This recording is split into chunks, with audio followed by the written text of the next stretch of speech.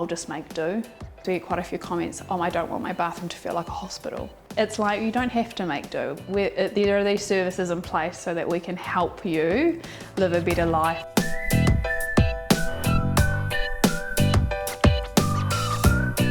Housing modification is providing any modification to your home that's classed as permanent. You always have your right to say what you would like, but obviously within that right is also criteria and what we're allowed to provide you as a service.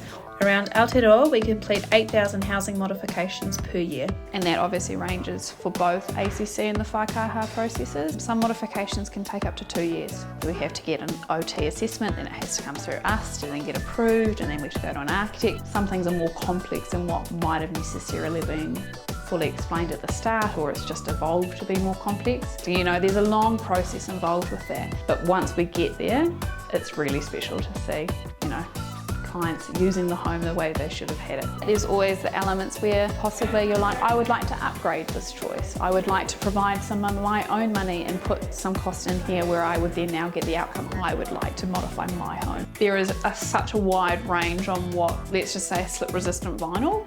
There's a big range on what colours you can choose, how that works with wall paints, how that works with wall linings, the bathroom elements that you choose, for example.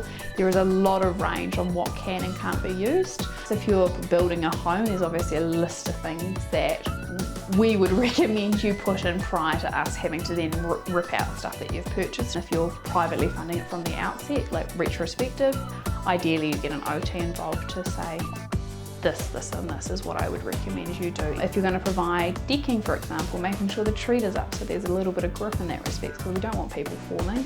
If you're going to build new steps, making sure that the steps are almost double the length of what you would normally provide and a little bit wider than what you would provide and a shallower height, so that people have bigger space to walk onto but less height to get up. I think the value lies in you having an easier, you know, time about just being able to go use your bathroom appropriately, that you're not having to, you know, have all these, I have to do this to do this. It's already there in place for you to actually have a fully modified home, and it just makes life, you know, normal and easy and is best suited to you and your needs.